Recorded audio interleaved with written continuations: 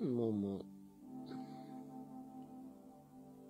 ñaan mu génn rapidement pour mën ci wax ngir ñu mën a comprendre exactement enjeu yi nekk ci li xew Mali nga xam ne yéen ñëpp yëg ngeen xibaar bi nga xam ne moom la waa CEDEAO waa Banque centrale des États de l'Afrique de l'Ouest waa UEMOA waa Union économique et monétaire ouest africaine xëy na sax dina dem ba au niveau de l'Union africaine. Pour l'instant déggaguñu Union africaine réagir mais dina am réaction noonu rek lay demee ñu war ci ñëw indi ci waxtaan pour que panafricanistes yi les panafricanistes les africains yëpp en général waaye africains de l'Ouest yi yéen ñi nga xam ne yéen ay africains dëkk ci Afrique sowu jant ngeen dajaloo ci benn mbootaay bu ñuy wax CEDEAO la communauté économique des États de l'Afrique de l'Ouest muy mbootaay mi nga xam ne dafa dajale réew yi nekk ci Afrique sowu jant te bokk koom-koom jaayante jëndante dajaloo booloo dund ko CEDEAO ñoom ñoo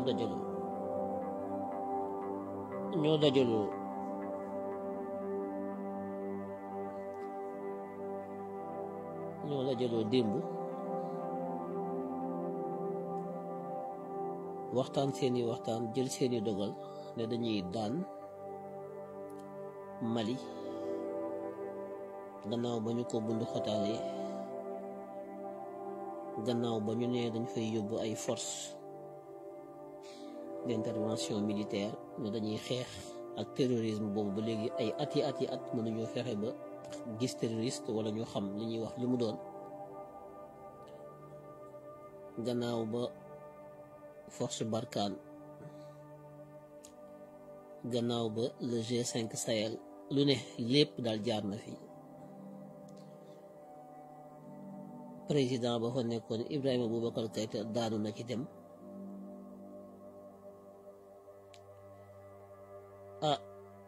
peuple malien bi jóg nañ taxaw armée ba tas ndax corruption bu nekkoon ci biir ak lu leerul lu bari loo xam ne dañu ne ñi nekk au nord du Mali ñu ne ay rebelle lañu ñeneen ni armée boo ko xoolee seen ravitaillement armée yi ñi ñëw ne ñoom ñooy rey si rebelle yi ñoom ñooy armée rebelle yi faf kii ñëw di la jàppale si moom ndekete ci lay xeex moom moo koy jox arme bi mu lay xeexee te mooy France ak ñi mu àndal dem nañu ñoom Maliens yi ba xam loolu seen armée bi dem ba xam ne Ibrahima Boubacar Keïta France ak armée ba bañ fa indi étranger yi ñoom ñëpp ñoo ànd lañ bëgg mooy néewal doole Mali nasaxal armée malienne bi Mali dafa rëy ndax Mali mat na 3 ou 4 fois la France Mali moo ëpp France ñeenti yoon kon frontière yu rëy la boo ko bëggee sécuriser ba Mali yëpp nekk genn bopp mu am du ci am kenn ku fippu dafay jafe rawatina nga am ay chef d'état yoo xam ne c'est la corruption mosuñoo toppatoo armée bi duñu ut ay équipement yu baax c'était un pays extrêmement corrompu ñu nekk ci armée bi seen bopp lañ fa nekkal ñu nekk ci gouvernement yi ñoom ñëpp corruption sur corruption te loolu France xam na ko mais da leen ciy bàyyi ndax looloo ko arrangé comme ça lépp na sax ay intérêt mën di dox bi Maliens yi demee ba xam loolu jóg nañ fippu ànd ak seen imam di ko ñoom ñëpp ñu taxaw def ay mobilisation yu monstrueuse yéen ñëpp gis ngeen ko taxaw daal di armée ba jël ay responsabilités parce que voilà une armée républicaine boo demee ba gis na ñi jiite ci réew mi nekkatuñu ci intérêt général nekkatuñu ci intérêt réew mi c'est une obligation pour une armée républicaine de prendre le pouvoir pour réorienter le pouvoir vers l'intérêt général, l'intérêt du peuple et non l'intérêt des lobbies, l'intérêt des quelques individus. Et c'était le cas au Mali. L'intérêt au Mali n'était plus celui des Maliens, mais c'était l'intérêt du camp présidentiel et de ses amis étrangers, français et tout ça, qui se sucraient sur le dos du peuple malien. Je vais faire ce live en français, exceptionnellement parce que je parle du Mali, pour que tous les panafricains puissent entendre. Après, bon, les Sénégalais, vous allez me dire en Wolof, mais il faut aussi comprendre que voilà, maintenant, le sujet n'est pas le sujet Sénégal, même si il y a quelque chose qui est lié au Sénégal. Donc, le Mali, c'est le Sénégal. Ouais. Ou bien je dis le contraire. Le Sénégal, c'est le Mali. C'est un pays dont l'histoire est très ancienne, un pays dont le destin est fortement lié à celui du Sénégal. Ce n'est pas pour rien d'ailleurs qu'aux indépendances, nous avions quand même ce qu'on appelle l'indépendance du Soudan. Le Soudan, c'était le Mali et le Sénégal. Nous avons donc eu nos indépendances ensemble. Nous avons créé ce qu'on appelle la Fédération du Mali. On ne l'a pas appelé la Sénégal. La Fédération du Sénégal, c'était la Fédération du Mali. Donc, on avait le même destin, le même peuple. Ça n'a pas duré parce que li tax duré wul tamit raison yi taxoon fédération boobu doxul mooy France à l'époque général de Gaulle ses intérêts ñu jiital Léopold Sédar Senghor muy galgal Modibo Keïta ba fédération ba tas bi mu paree ci loolu galgal Mamadou Dia dëj ko ci kaso bi pour mën a jël nag le pouvoir sénégalais génne na Mali sànni fële ci fédération bi deseeg Mamadou Dia mu nekk le président du conseil moom mu nekk le chef de l'état mu dem ba ci biir moom Senghor gis na amul pouvoir lépp français yi ñooy ànd ak moom di ko xelal diviser pour mieux régner mu dem ba gis ne pouvoir bi mi ngi ci Mamadou Dia mu galgal ko tiim ko accuser ko ne da koo bëgg a coup d'état jàpp ko tëj nangu pouvoir bi yëpp daal di modifier tëgg constitution bu bees boo xam ne nag c'est un pouvoir centralisateur que tous les pouvoirs sont entre ses mains, un exécutif fort, un parti unique pour s'imposer Senghor grâce à l'aide de la France et ses constitutionnalistes. Cette constitution laissée par la France à l'époque est toujours en vigueur. C'est celle dont on a parlé là tout récemment quand il s'est agi de la loi sur l'homosexualité. Et que certains députés sénégalais nous disent ouais, on a déjà réglé la question depuis 1963-65. C'est cette constitution-là française que nous avons héritée qui est encore là au Sénégal. Les Maliens se sont repliés sur eux-mêmes.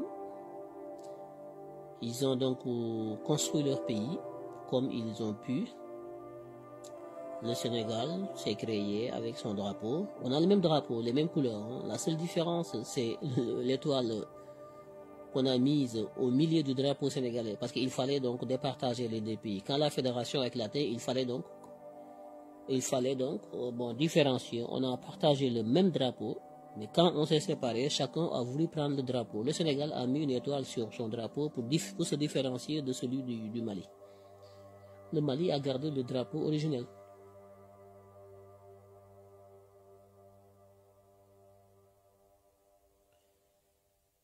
Alors, il faut savoir que le Mali est sur le plan géographique un pays enclavé qui n'a pas l'accès à la mer, qui a 7 frontières avec le Sénégal, la Guinée, la Côte d'Ivoire, le Mali, le Niger,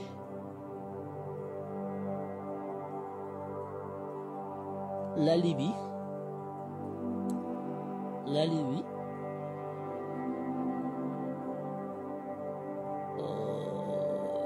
ainsi de suite, mais il a cette frontière. Mais c'est un pays qui n'a pas accès donc à la mer, ce qui constitue un obstacle par rapport donc à ses relations avec le monde extérieur, notamment dans le domaine de son commerce. Son commerce extérieur est lié aux accords qu'il signe avec les pays qui ont des ports.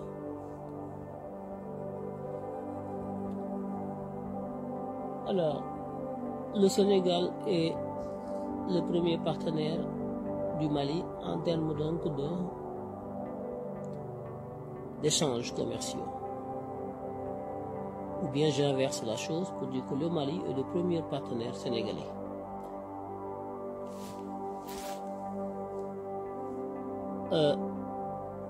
Aujourd'hui, que la CEDEAO, l'UEMOA, la Banque centrale même, parce que dans les sanctions, on nous fait comprendre que les avoirs financiers du Mali détenus par la Banque centrale seront gelés.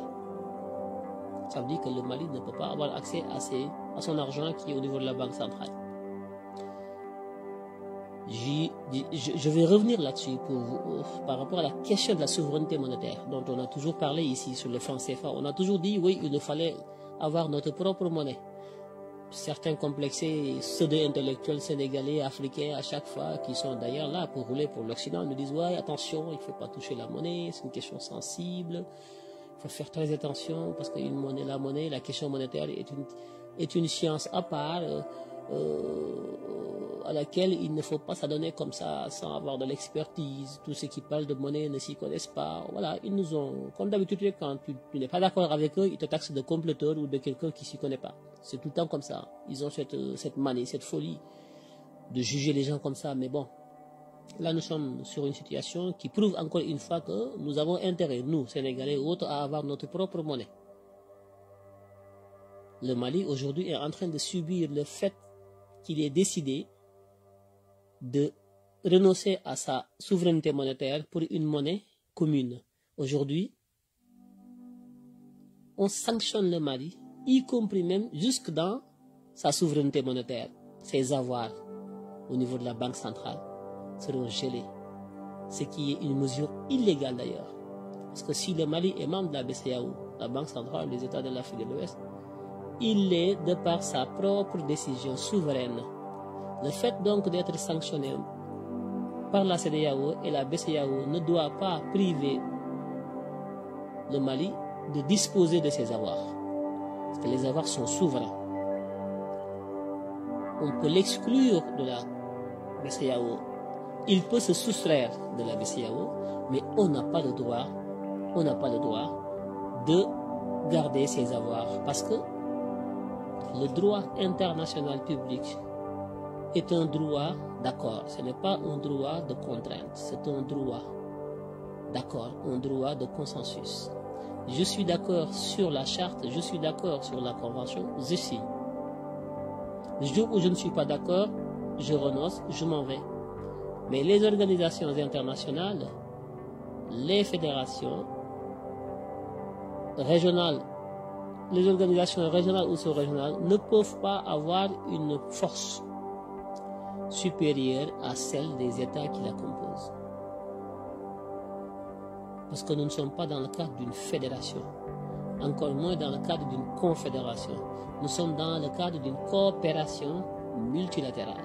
Ce sont les États qui ont accepté souverainement de renoncer à un certain nombre de libertés et de souveraineté dans le but de promouvoir l'intérêt général de la communauté.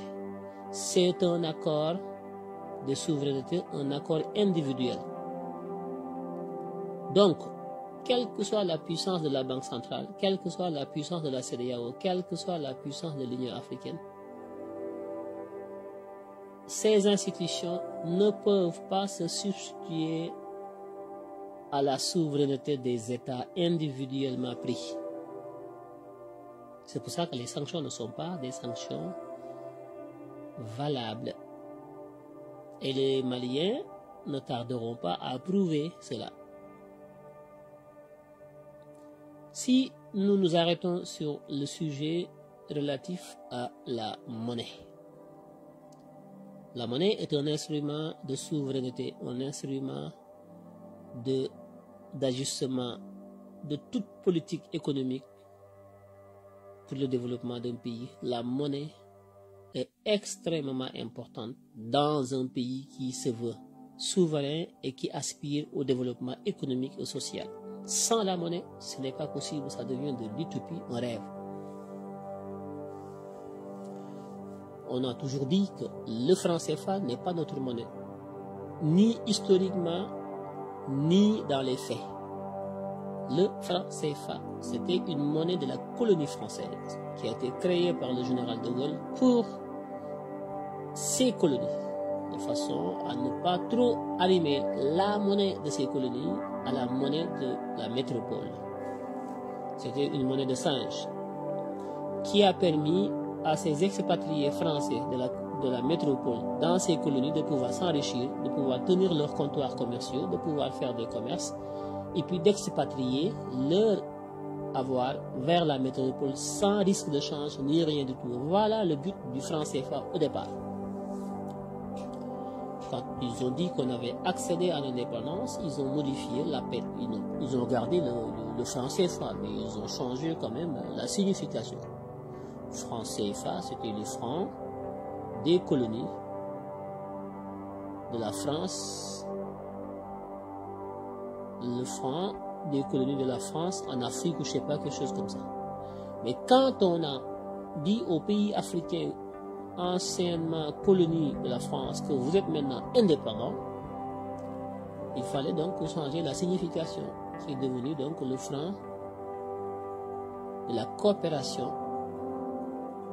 Écoutez bien, hein? Le franc de la coopération. Le mot colonie est devenu coopération. Ils ont changé juste la signification de colonie, on l'appelle coopération. Mais même si on coopère avec qui? C'est là la question. La France a changé le mot, la lettre C, colonie, en coopération. Mais qui? Avec qui? Une coopération entre les pays africains, ça s'entend, ça peut se comprendre. Mais la coopération, c'était avec la France. La France est dans la monnaie. Il n'est pas question pour la France de laisser la monnaie aux Africains. La monnaie est une question fondamentale, c'est une question sensible pour ses intérêts. Donc, on ne lâche pas la monnaie aux pays africains nouvellement indépendants, entre guillemets, indépendants de nom. Eh bien, quand on a voulu dégager Laurent Gbagbo du pouvoir, vous vous souvenez là? Qu'est-ce qu'ils ont fait?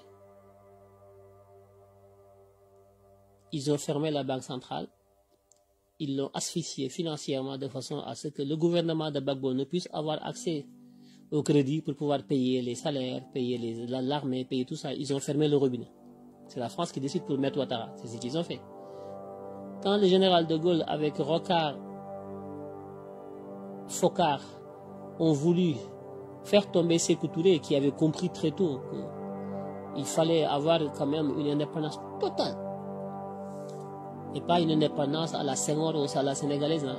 Les dômes, la poteau sénégalais là, ils parlent bien français, costume cravate. Oui, j'arrive de Paris, j'ai un parfum. Bon, écoute, je mets du Gucci, hein. Puis voilà, je mets un costume cravate, dormoy, comme me disait un ancien ministre de Wade, qui est d'ailleurs maintenant avec Macky Sall, qui me disait, écoute, moi je mets des dormoy, hein. Ah oui, nous sommes des beaux temps, non, nous, hein. Ça, c'est sénégalais, ça. Pendant que les Guinéens, les Maliens, ils se battent pour leur liberté et leur indépendance, les Sénégalais, ils font les boutiques parisiens pour dormoy, pour Gianfranco Ferré, ils cherchent des marques et des parfums. C'est ça le Sénégal. Voilà. Voilà, doomu Laputo yi, toujours rek, sont toujours des doomu Laputo. Alors, aujourd'hui, ils vont faire la même chose qu'ils ont fait contre Sékou Touré. Ils ont fabriqué des milliards de faux billets de francs guinéens qu'ils ont jetés dans l'économie guinéenne pour créer une inflation, pour tuer l'économie guinéenne, pour saboter la gouvernance de Sékou Touré. Ils ont fait pareil avec Gbagbo, ils ont complètement fermé le robinet. Demain, au Sénégal, Macky Sall, il rechigne, on lui ferme le robinet. La banque centrale, c'est la France qui gère. Les comptes d'opération est logé à Paris, au Trésor public français. La moitié de nos réserves d'exportation donc, sont au niveau du compte d'opération, placées dans un compte donc rémunéré, bien rémunéré, avec 6-7% que la France récupère.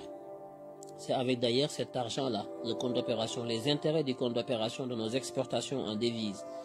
C'est avec cet argent que la France quand même monte des projets pour nous vendre son train, le train Alstom là, que nous avons là. C'est avec l'argent issu des intérêts de nos avoirs retenus dans nos exportations par la France, parce que La France dit que je vous garantis votre monnaie franc CFA pour pouvoir vendre et acheter à l'étranger. Par conséquent, vous me déposez la moitié de ce que vous gagnez là quand vous vendez à l'étranger. Je la garde ici dans un compte séquestre qu'on appelle le compte d'opération. L'argent n'est pas gardé comme ça. L'argent est placé dans le marché financier pour quand même produire des intérêts. C'est avec ces intérêts-là que la France nous prête de l'argent, nous. Il nous prête de l'argent avec les intérêts de notre argent pour acheter des trains, pour acheter des lampadaires avec le projet Fanroche au Sénégal. C'est ce qu'il fait au Mali, c'est avec notre propre argent placé dans une banque en Europe que la France nous prête de l'argent. Comme, nous sommes des fils de Lapoto. Mais qu'est-ce que vous voulez? C'est comme ça. Vous devenez un nid. Voilà, vous devenez un nid. C'est comme ça que ça se passe. Voilà, donc.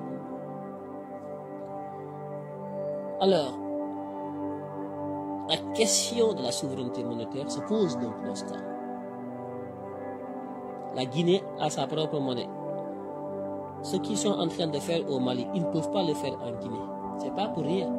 Le combat de Sékou Touré, il y a de cela 50 ans, n'est pas un combat vain.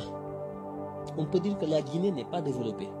Le Sénégal ne l'est pas non plus. Aucun pays africain membre de la francophonie n'est développé d'ailleurs. Donc sur ce sujet, nous sommes au même pied d'égalité. Cependant, la Guinée, même si elle n'est pas développée, elle garde encore sa souveraineté. Il n'y a pas d'armée, il n'y a pas de militaires français en Guinée. La monnaie guinéenne est une monnaie de souveraineté. La banque centrale guinéenne est détenue par Doumbouya. C'est Doumbouya qui dirige, qui dit ce qu'il faut faire, ce qu'il ne faut pas faire au niveau de la banque centrale guinéenne. Ce n'est pas la France qui intervient. Alors qu'au Sénégal, c'est la France qui gère la banque centrale. Au Mali, c'est pareil. Même en Gambie là, ils ont leur banque centrale. Ce n'est pas la France qui intervient là-bas.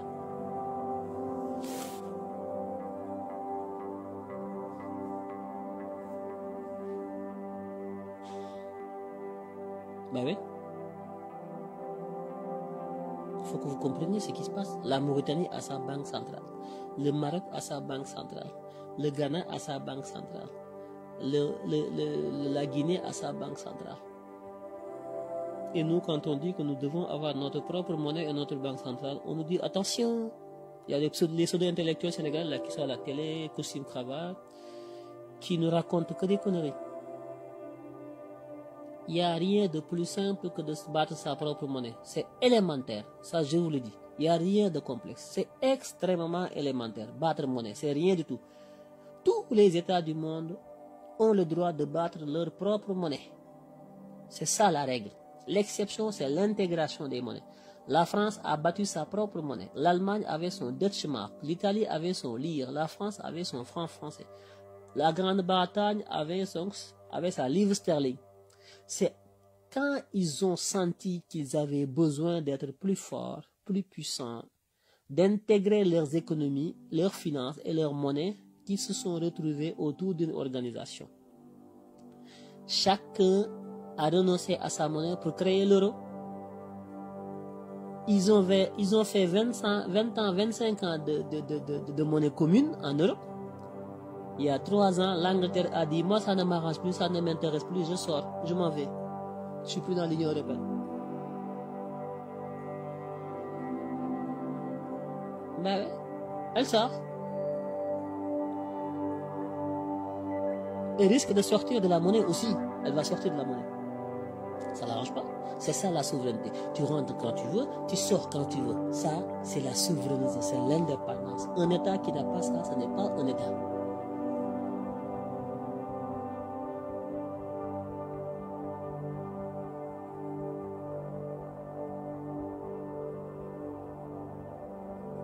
Pourquoi ils n'ont pas sanctionné la Guinée? Ils n'ont pas sanctionné la Guinée. Hein? C'est quoi la différence entre ce qui se passe en Guinée et ce qui se passe au Mali? C'est quoi la différence? Je pose la question, pourquoi ils ne peuvent pas sanctionner la Guinée? Qu'ils essaient? La France connaît bien la Guinée. Hein? La France connaît bien la Guinée. La Guinée là, là-bas c'est le beurre de karité. Si tu les touches, c'est pas le Sénégal. Hein? Les Tchogou là, les fils de Lapoto là, les Sénégalais. C'est pas la Guinée, c'est pas ça. La Guinée, c'est pas des gnorons. Hein? Là-bas, il n'y a pas de marabout en Guinée, un marabout, tout ça là. Ah, non, non, non, non, ça c'est Sénégal ça. Chez vous là-bas, là, les fils de la poteau là, avec Macron qui vient, qui prend le zircon, qui prend l'or, qui prend tout là, avec vos présidents, vos marabouts là. D'ailleurs, vous vendez que des marabouts, les Sénégalais. Vous vendez toujours des marabouts, mais vous n'allez nulle part. Vendeur de marabouts, Sénégal. Le combat est profond. Nous devons être extrêmement prêts à affronter l'ennemi pour nous libérer. Nous ne sommes pas libres, nous sommes encore des fils de l'apôtre.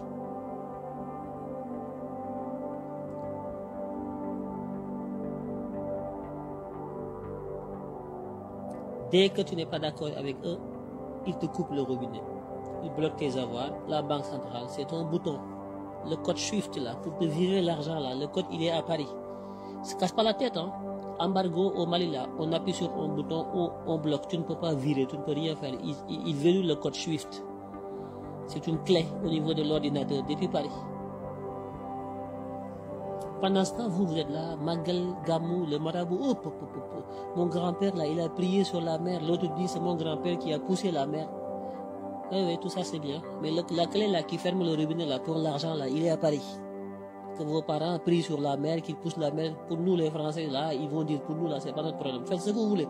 Dansez, mangez, votre papa, vos mamans ont prié sur la mer. Vous avez poussé la mer. Le Français, il va vous dire faites ce que vous voulez sur la mer. Nous la mer, c'est le poisson qui nous intéresse là-bas. Nous ne sommes pas des djinns. Nous sommes des êtres humains. Nous mangeons du poisson, nous avons besoin d'argent et de femmes. Vous là, comme vous êtes des états, vous êtes des esprits là, allez sur la mer, faites ce que vous voulez, c'est pas notre problème. Des extraterrestres, nous ne sommes pas des extraterrestres. Les Français, ils vont vous dire ça. Nous sommes des Français. Nous sommes rationnels, nous cherchons nos intérêts et nous les défendons. On n'a pas besoin, nous, de prier sur la mer ou de pousser la mer. Vous poussez la mer si vous voulez. Le fils de l'apôtre.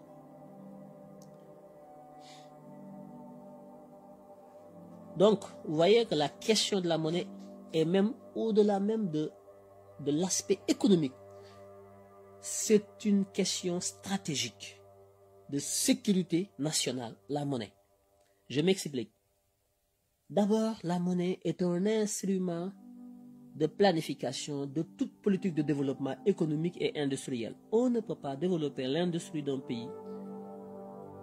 On ne peut pas développer l'industrie d'un pays sans pour autant disposer du levier monétaire. Le levier monétaire, c'est ce qui te permet de modéliser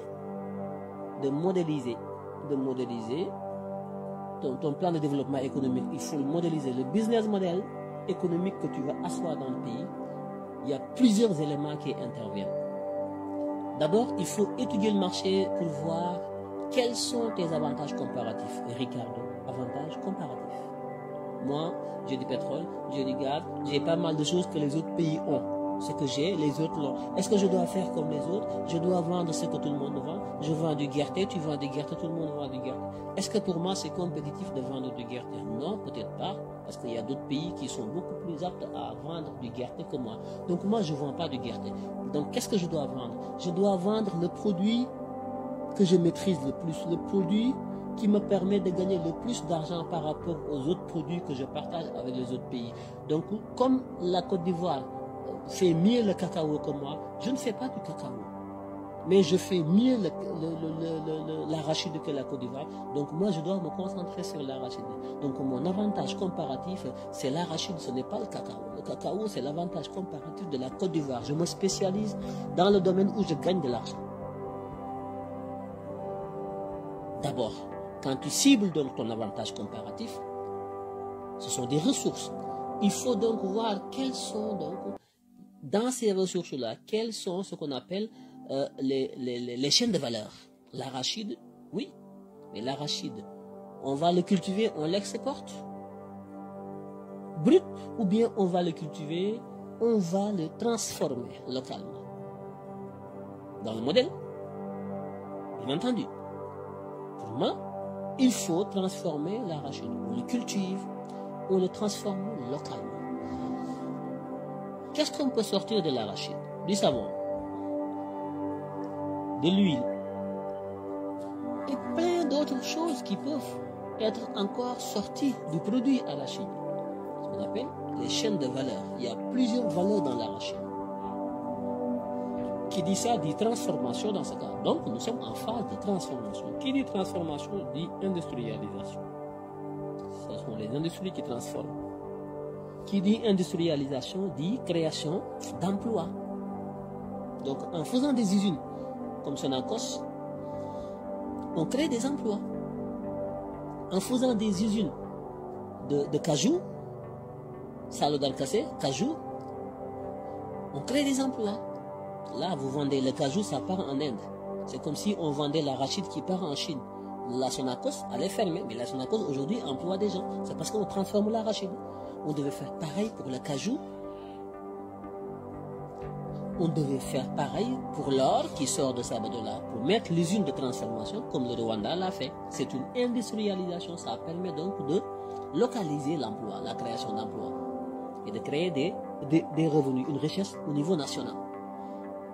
Maintenant, donc, tout ce processus maintenant doit être adossé par une politique de consommation locale, mais une politique aussi d'exportation de l'excédent. Parce qu'on peut produire et consommer. Mais si on n'arrive pas à tout consommer, l'excédent de la production, c'est qu'on n'arrive pas à consommer parce qu'on a assez pris ce dont on a besoin. On a pris ce qu'il nous faut pour vivre, pour manger, vivre avec. Mais malgré ça, il reste encore une quantité que nous n'arrivons pas à consommer. Qu'est-ce qu'il faut en faire? Il faut l'exporter. Il faut le vendre à l'étranger pour créer donc de la devise, créer donc une richesse avec une monnaie étrangère. C'est une devise. Donc l'exportation des excédents de production doit obéir à un certain nombre de critères. Il faut que le produit soit compétitif déjà. Il faut que le produit soit compétitif à l'international. Et dans la compétitivité donc du produit dépend forcément la valeur de la monnaie. Une monnaie forte sert à importer des produits, mais une monnaie faible sert à exporter des produits. Ce n'est pas pour rien. Ce n'est pas pour rien que les Chinois aujourd'hui tiennent le commerce mondial. Pourquoi? Parce qu'ils ont réussi deux facteurs. Ils ont réussi à produire en quantité suffisante pour être l'usine du monde. Ils produisent en quantité astronomique, les Chinois, mais ça ne suffit pas. Qu'est-ce qu'ils ont fait encore? Ils ont réduit le yuan, leur monnaie. La monnaie chinoise est plus faible que le franc CFA. Le franc CFA est 3 fois plus fort que le yuan chinois. Quelles sont les conséquences d'une monnaie forte d'un pays qui se veut exportateur? Quand on a un pays dont la structure économique est basée sur l'industrialisation, par la transformation de la production agricole, minière et tout ça nationale, si la monnaie elle est forte parce qu'elle est arrimée à une monnaie qui est exponentiellement forte, qui est l'euro, de 1. De 2, une monnaie dont l'évolution dépend d'un pays étranger qu'est la France, eh bien, les conséquences sont là. C'est-à-dire qu'on ne peut pas non seulement produire localement, mais on ne peut pas exporter. Pourquoi on ne peut pas produire? Parce que les coûts, les coûts de production, les facteurs de coûts de production sont extrêmement chers. Produire un bien au Sénégal aujourd'hui devient très cher. Pourquoi? Parce que l'électricité coûte cher, la main-d'œuvre coûte cher. Il y a pas mal d'éléments qui entrent en jeu dans la production du bien qui est cher. Et si tout est cher, au bout donc du processus de production, le produit ne peut pas être compétitif par rapport au produit chinois qui, lui, est beaucoup plus compétitif parce que les facteurs de production ont été maîtrisés de façon à les rendre beaucoup moins chers. Quand tu as donc les coûts de facteurs de production qui sont pratiquement minimisés, tu as une monnaie qui est dévaluée, tu as une main-d'œuvre qualifiée, tu as des ressources en abondance que tu transformes. Ces 4 éléments combinés avec des leaders patriotiques éclairés, vous pouvez construire une croissance économique basée sur l'exportation. Voilà ce que les Chinois ont réussi. Voilà pourquoi la Chine est devenue l'usine du monde. On ne peut pas concurrencer les Chinois parce qu'ils ont les ressources naturelles qu'ils cherchent de partout dans le monde, qu'ils amènent chez eux. Ils ont une main-d'œuvre extrêmement qualifiée. Ils ont une monnaie très faible dévaluée. ils ont une industrie qui tourne 24 heures sur 24, H24. Ils ont aussi des leaders qui sont des patriotes.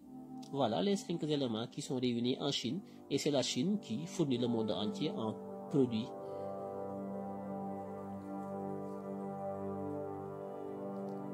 Donc, la Chine n'aurait jamais réussi à livrer le monde de biens s'il n'avait pas son yuan, le yuan. D'ailleurs, l'Organisation mondiale du commerce, les États-Unis n'arrêtent pas de crier à chaque fois, de tirer sur la Chine, de critiquer l'attitude de la Chine qui, à chaque fois, fait baisser sa monnaie pour pouvoir exporter ses stocks. Quand les usines tournent H24 et que les entrepôts sont remplis de produits chinois, quand on a atteint un certain nombre de stocks, on baisse la valeur de la monnaie, le yuan. Pourquoi? Parce que quand la monnaie est faible, eh bien, le commerçant sénégalais qui a 10 millions de francs CFA, s'il va en Chine, il peut acheter 2 conteneurs de chaussures ou 2 conteneurs de draps. Ben oui, avec 10 millions, il peut acheter beaucoup de choses en Chine. Parce que le franc CFA est plus fort que le yuan chinois. Voilà la technique de la Chine pour pousser les gens à venir acheter chez lui. Mais, quand la Chine baisse la valeur de sa monnaie, il la baisse à un niveau qui lui permet quand même d'être rentable par rapport donc aux entrants qu'il a mis dans les produits. Il ne faut pas baisser la monnaie juste pour attirer les importateurs et vendre, mais il faut que ça soit quelque chose qui soit équilibré. Il faut quand même que la Chine y trouve son compte, que même si la monnaie est basse et dévaluée, il ne faut pas que quand on vend nos produits, avec tout ce qu'on dépense dans l'élaboration du produit, avec la monnaie qui est abaissée, il ne faut pas aussi qu'on vende à perte. Il faut que ça soit rentable. Soyez compétitif, mais rentable. Compétitif et rentabilité.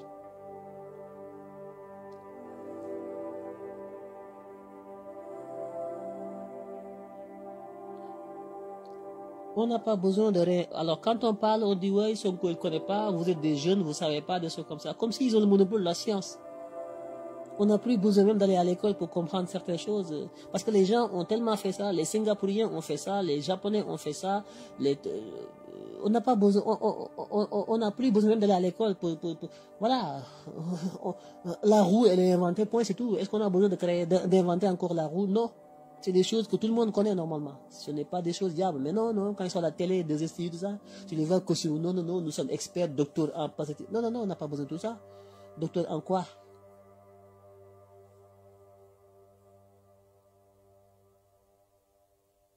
Docteur en quoi?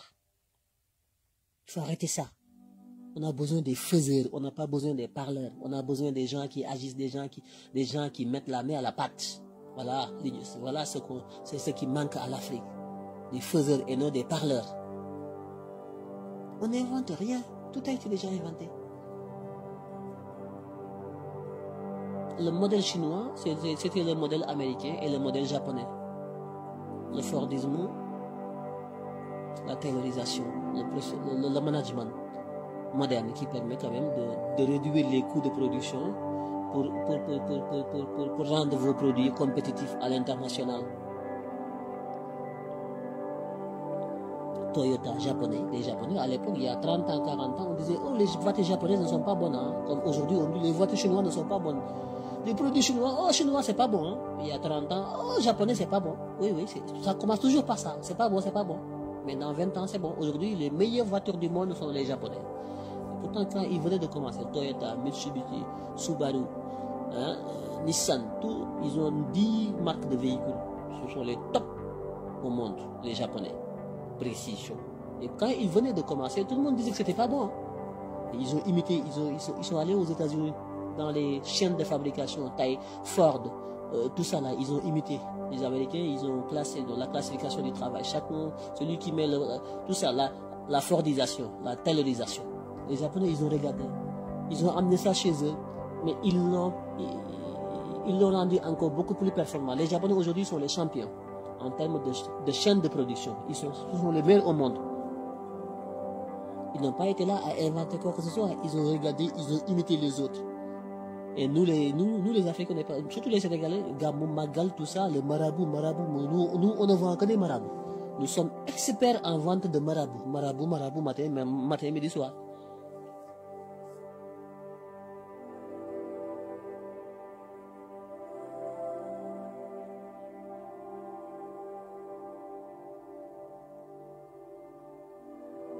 Donc,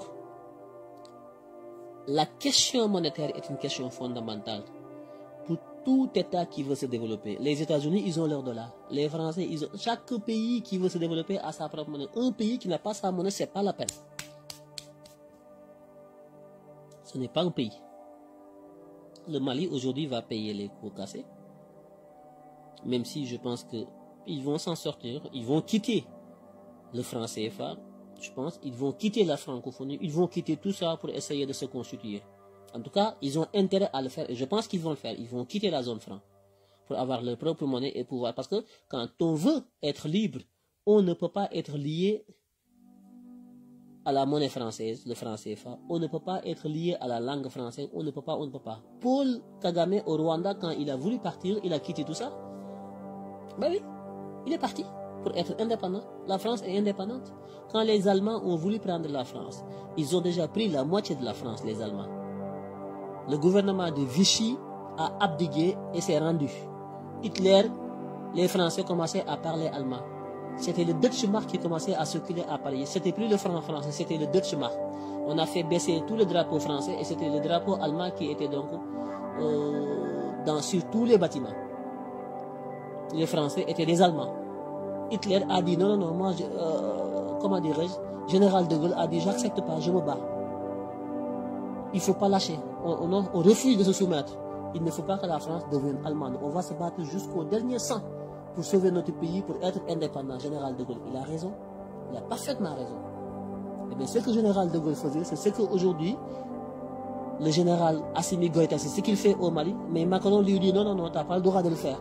Général de Gaulle, il avait le droit, lui, de se battre pour que son pays ne soit pas soumis à l'autorité de Hitler allemand. C'est ce que j'accepte. Hein?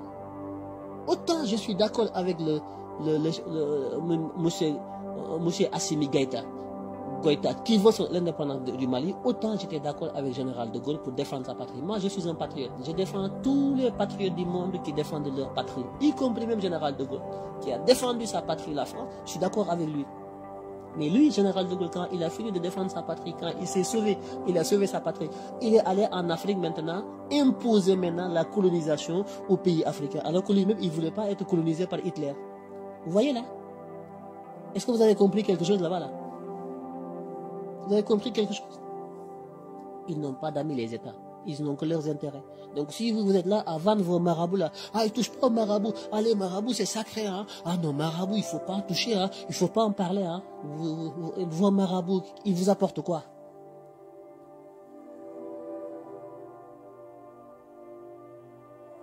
Vos marabouts, et qu'est-ce qu'ils vous apportent? Je vous pose la question. Rien. Donc la question monétaire, c'est fondamental.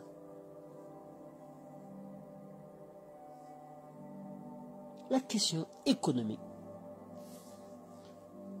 Le Mali est un pays enclavé. Son premier partenaire économique, c'est le Sénégal. Le Sénégal commerce avec le Mali. Le premier partenaire économique du Sénégal dans le monde, c'est le Mali. Le Sénégal, principalement, exporte au niveau de l'Afrique. Les premiers clients du Sénégal, c'est l'Afrique. Écoutez bien ce que je dis. Le premier client du Sénégal dans l'Afrique, c'est le Mali. Le Sénégal a vendu au Mali en 2020 plus de 450 milliards de francs CFA de produits, de biens. 450 milliards de biens. Écoutez bien ce que je dis. Le Sénégal a vendu à tous les pays de l'Union européenne. Tous les pays de l'Union européenne. Le Sénégal n'a vendu que plus de 120 millions. 120 milliards. Même pas. Tu prends tous les pays d'Europe. Ce que le Sénégal vend à tous les pays d'Europe, c'est 120 et quelques milliards. Mais ce que le Sénégal vend au Mali seul, c'est 450 et quelques milliards. Vous voyez que le Sénégal, qui va sanctionner le Mali, a plus intérêt à le Sénégal. Emmanuel Macron a demandé à Macky Sall de sanctionner le Mali. Mais ce que le Sénégal gagne avec le Mali est 10 fois plus important que ce que le Sénégal gagne avec l'ensemble des pays de l'Union européenne. Nous, là, Sénégalais, ce qu'on vend au niveau de l'Union européenne, là, tous les pays de l'Union européenne, ça fait 28 pays de l'Union européenne. Tout ce que le Sénégal vend là-bas, ça ne fait pas 200 milliards. Mais le Sénégal vend au Mali seulement plus de 450 milliards par an. Après, ce sont les Macron-là qui viennent dire à Macky Sall, il faut sanctionner le Mali. On va perdre 450 milliards de marché avec le Mali pour satisfaire un Emmanuel Macron qui ne nous sert pas à grand-chose. Toute l'Europe, le Mali les dépasse en termes d'intérêt pour le Sénégal.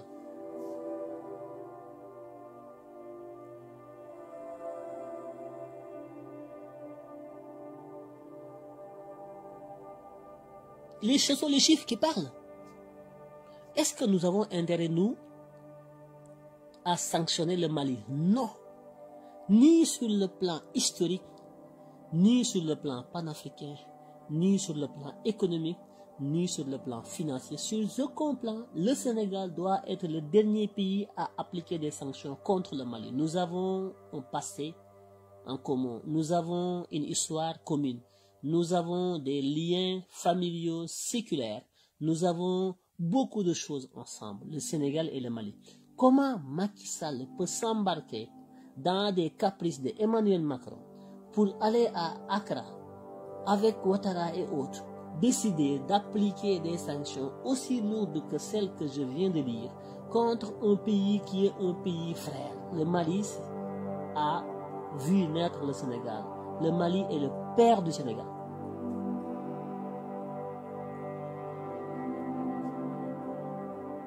Emmanuel Macron ne ferait jamais ça.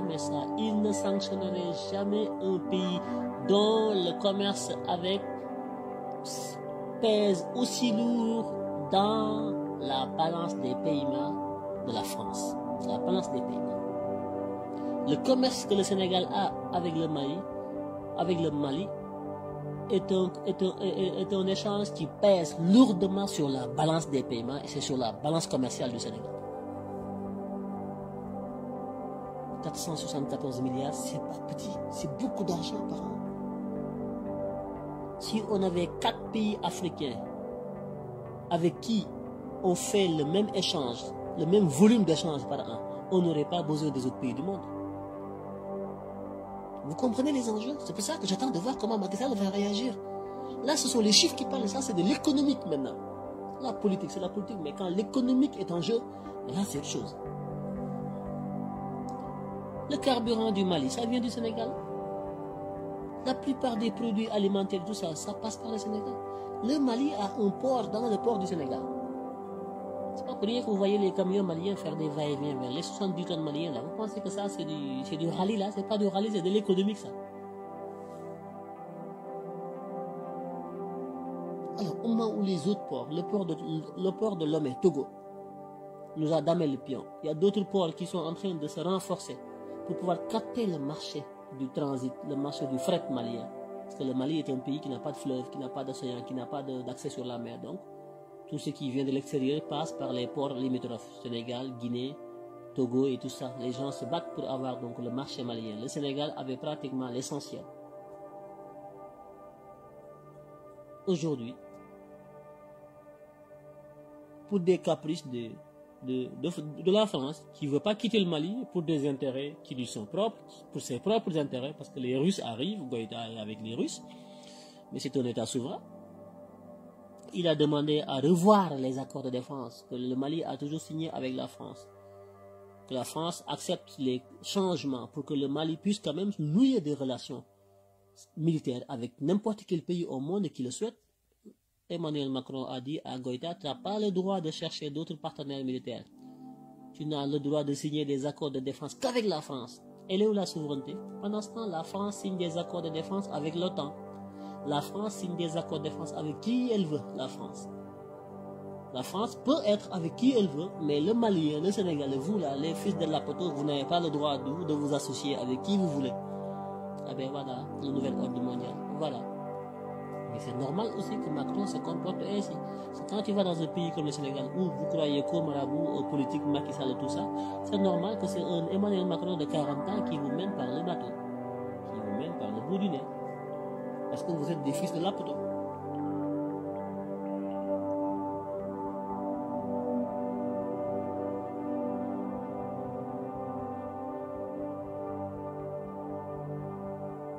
Le Sénégal gagne plus en faisant du business avec l'Afrique.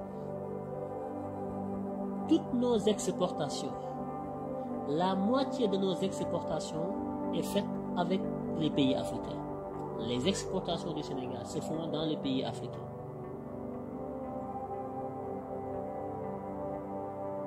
La moitié de ces exportations faites avec l'Afrique est faite avec le Mali. Nous ne faisons que 4% d'exportation. Nous, les Sénégalais, ce qu'on exporte en Europe, je ne parle pas de France, mais dans toute l'Europe, ce qu'on vend en Europe, ça ne fait même pas 5% de nos exportations. 5%. Ça veut dire que les API que nous avons signés, là, les accords de partenariat économique que nous avons signés avec l'Union européenne, en leur donnant nos pêches, nos poissons, tout ça, ça ne sert à rien. On a donné nos océans, nos mers, tout ça. On a donné tout ça à la France qui, par contre, quand tu vois les volumes d'exportation des pays européens vers nos pays, là, tu te dis, c'est pas possible. Nous avons signé des accords, les AP, les accords de partenariat économique avec les pays de l'Union européenne. Eux, ils sont à des niveaux d'exportation. Ce qu'ils amènent chez nous, là, les Européens, c'est 2000 et quelques milliards de francs CFA qu'ils vendent au Sénégal par année. Et nous, qu'est-ce qu'on vend à l'Union européenne? On ne vend même pas à l'Union européenne plus de 130 milliards ou 140 milliards. Ça ne fait pas 200 milliards. Pendant que eux, ils nous vendent 2000 et quelques milliards. Voilà les AP, les accords de partenariat économique que Macky Sall a signés. Pourquoi? Parce que nos exportations dans l'Union européenne sont des biens, mais des produits de consommation. Ça peut être le poisson. Le poisson qu'ils pêchent dans nos océans, là, c'est des exportations. Mais il ne figure nulle part. Parce qu'ils ne le compensent à de l'argent qui ne signifie rien. Ils prennent des milliards sur nos eaux, mais ils nous donnent 10, 40 milliards ou 50 milliards par an. Voilà pourquoi nos exportations sont faibles dans l'Union européenne. Parce que les valeurs sont sous-évaluées. On leur donne des milliards en poissons, ils nous donnent quelques milliards. Et ça, c'est Macky Sall qui l'a signé. Parce que c'est ce que Emmanuel Macron veut. Ouad qui l'avait refusé, on l'a dégagé.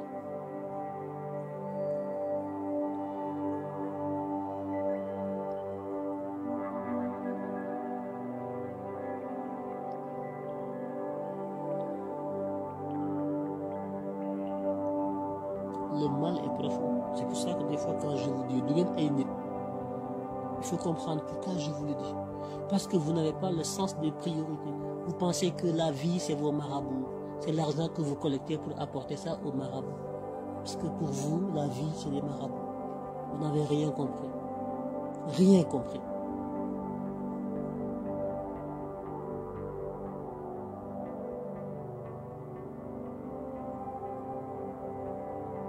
Donc, le levier monétaire, le levier économique, l'intérêt économique.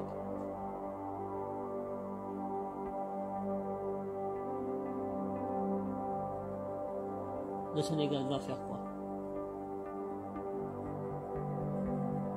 Qu'est-ce que le Sénégal va faire? On a vu que Air France a cessé ses vols vers Bamako aujourd'hui à 16h, à 14h et quelques. À 16h, Air Sénégal aussi lui emballe le pas. Ben oui, Air Sénégal. Hein. C'est quand Macron tousse, éternue, c'est Macky qui tousse. Quand Air France somnole, eh ben Air Sénégal dort. C'est comme ça se passe. Parce que vous êtes le pays des grands marabouts. Marabouts. Vous savez ce que c'est qu'un marabout? Ben voilà.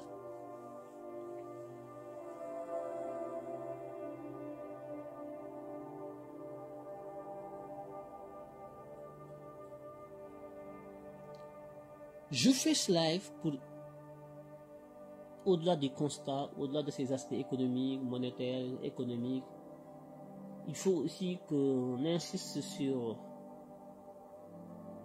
la solidarité africaine. C'est très important, il me semble, qu'on rappelle cette nécessité impérieuse de tous les Africains, d'abord de l'Ouest, de manifester leur solidarité vis-à-vis du peuple frère et ami malien. Parce que c'est ensemble qu'on y arrivera. Nous avons toujours été rattrapés par nos lâchetés, nos traîtrises, nos trahisons. De grâce, il faut que les intérêts personnels, les tentations de l'Occident, les corrupteurs, il faut que tout ça soit quelque chose qui soit mis de côté. C'est d'ailleurs la raison pour laquelle je vais vous inviter à faire très attention avec l'activisme de Kémy Séba. Faites très attention avec l'activisme de Kémy Séba.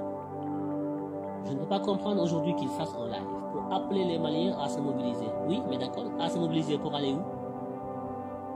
Il parle comme si c'était le chef de l'État. Ce n'est pas à Kémy Séba de vous dire, vous les Maliens, ce que vous devez faire. Les Maliens, vous êtes assez intelligents, assez courageux, assez déterminés dans le combat depuis le début. Vous savez bien ce que vous devez faire, comment vous devez le faire, où vous devez le faire. Mais ce n'est pas à Kémy Séba de vous dire ce que vous devez faire. Méfiez-vous de Kémy Séba et je vous parle en connaissance de cause. Je m'en tiens là. Ce n'est pas le moment de nous disperser. Mais Kémy Séba ne roule pas pour l'Afrique. Kémy Séba ne roule pas pour les Africains. Kémy Séba est un vendeur d'illusions. Kémy Séba s'invite dans les tables bien servies de ceux qu'on est censé combattre. Ça, c'est moi qui vous le dis. Vous allez vous en rendre compte un jour.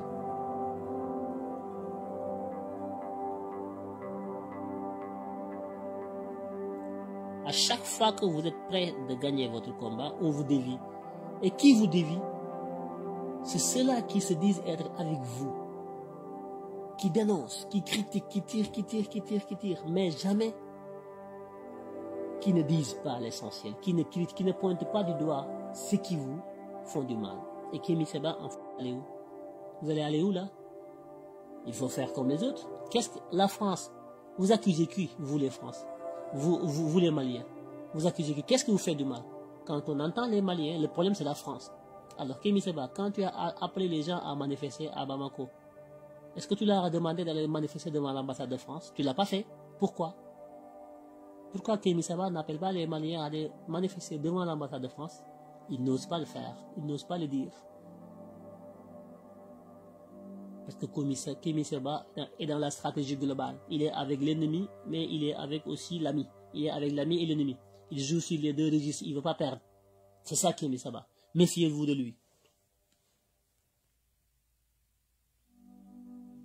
On va manifester. Il parle comme si c'était le général de Gaulle. Mais pendant que les Maliens se battaient, il était où, lui, Kémy Séba? Un activiste sur les réseaux sociaux ne doit pas appeler les gens à faire ceci. C'est pas lui. Il faut qu'il sache raison garder et qu'il arrête. À chaque fois que nos frères patriotes sont presque sur le point de gagner un combat, il y a Kémy Séba qui arrive. Il parachute, il arrive pour prendre maintenant le buzz, récupérer l'affaire, détourner la conscience des Maliens, tromper donc la vigilance, les appeler à des combats inutiles, futiles. Les Maliens savent bien ce qu'ils doivent faire et les moments venus, ils le feront. J'invite tous les Maliens à ne pas écouter ce Kémy Séba. Ça, je vous le dis. Parce que de source sûre, je sais que Kémy Séba, il s'assoit à la fois avec l'ennemi et l'ami.